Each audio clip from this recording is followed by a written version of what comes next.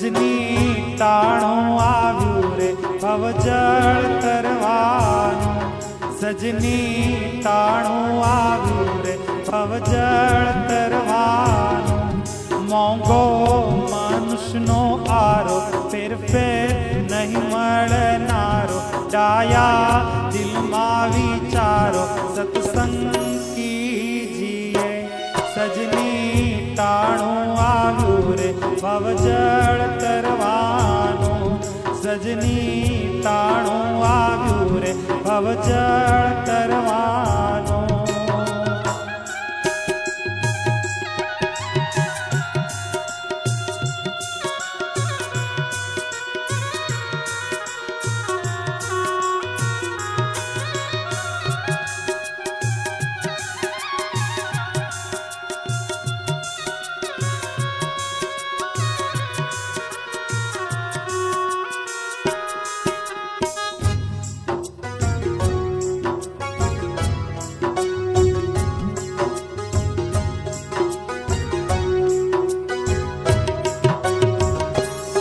સજની આરે ચોઘડિયું અમૃત લાવનું,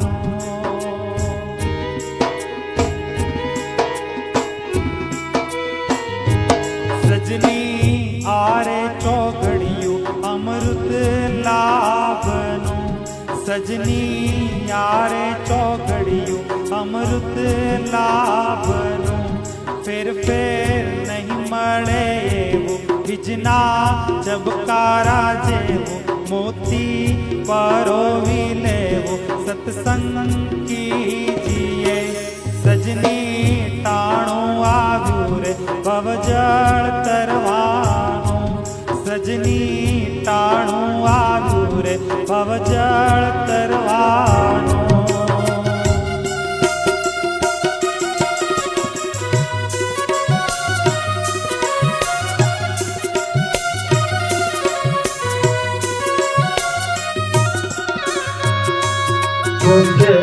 અને મને કહેવામાં આવ્યું છે અને ગણતરી પણ કરવામાં આવી છે કે આજે આપણે 650 થી 700 મેમ્બર આપણે અહીંયા ઉપસ્થિત છીએ, અને આનું શ્રેય જો આપણે કોઈને આપવું હોય તો ફક્ત આપણે રામજી ભગત અને એમની ટીમને આપવાનું છે.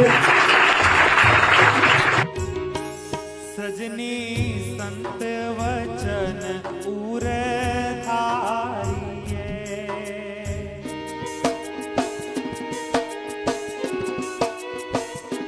સજની સંત વચન ઉરે ધારીએ, સજની સંત વચન ઉરે ધારીએ, કાઠ વાળી ના છૂટે નિયમ નિશ્ચય ન તૂટે, સંસાર છો ને રે કૂટે સત્સંગ કીજીએ, સજની ટાણું આવ્યું રે ભવજળ તરવાનું, સજની ટાણું આવ્યું રે ભવજળ તરવાનું.